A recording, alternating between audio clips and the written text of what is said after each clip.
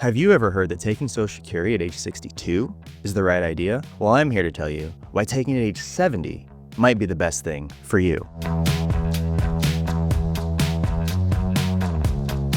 Have you ever seen a projection for Social Security that looks something like this? Maybe it's a married couple, they're the same age, they have the same Social Security benefit, and they're just going to conveniently die at the same time? Well, the reality is, for most people, that's not the case. For most people, a husband and a wife are different ages. A lot of times they have different Social Security benefits, and almost all the time they die at different ages. So that's why taking Social Security at age 70 can make a lot of sense for many people. The first thing is that many folks aren't the same age. This is especially important the farther apart you are in age. I'll tell you this, I know a real life couple that's 13 years apart, and they started drawing Social Security over 50 years ago. The husband was age 60 when he started drawing.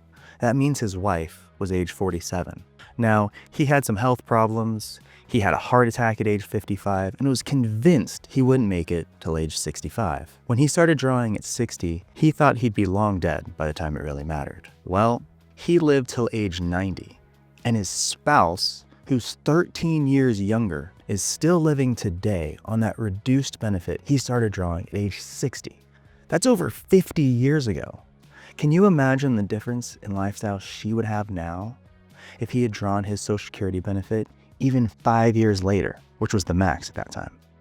According to the CDC, women on average live over 5 years longer than men.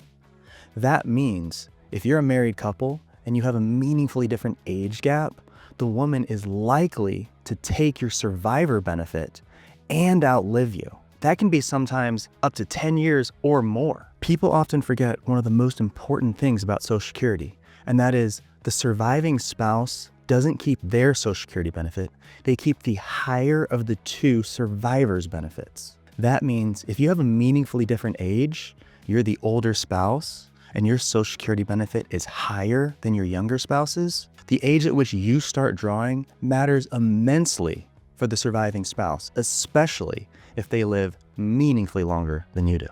The second reason to consider taking Social Security at a deferred age is when you have meaningfully different earnings records. If you go on the Social Security website, you can see an estimate of your benefit records. This means you can tell exactly what you're going to be estimated to receive in Social Security benefit at age, say, 62, 67, or 70. Again, if one of you has a meaningfully different Social Security benefit than the other, it's important that you consider who the surviving spouse is likely to be, most of the time women, and what their surviving benefit will be in the scenario of a premature death. This is something I see glazed over all the time in Social Security benefit planning. All the time we see people project that the husband and wife are the same age, they're going to live the same amount of time, and everything's just going to happen according to plan. Far too often, and more commonly, we see that men and women are different ages when they're married, and they die at meaningfully different times. Let's take an average couple who might be 3 or 4 years apart. The woman on average who might live 5 or 6 years longer than the man.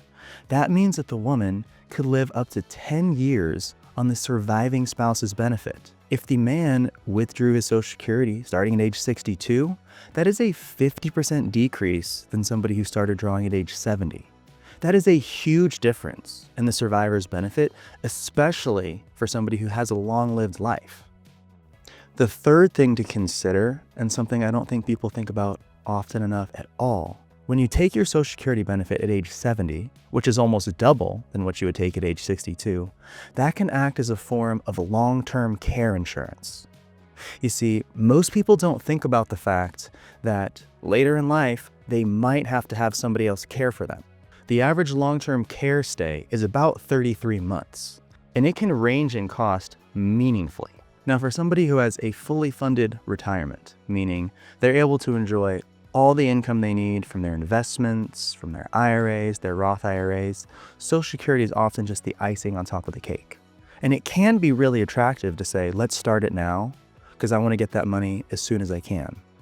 But when you think about it in the context of long-term care, having an increased benefit later in life can matter dramatically Long-term care stays are often 2, sometimes 3, or even longer years. And having that extra cushion at the end can matter dramatically. Long-term care policy premiums are rising incredibly fast, and often it can be much cheaper for you to just defer your Social Security than continue to pay on a long-term care policy. So these are a few things that I think about when helping clients decide when they should draw Social Security. If you found this interesting, give us a like or a subscribe, and we'll see you back for the next video.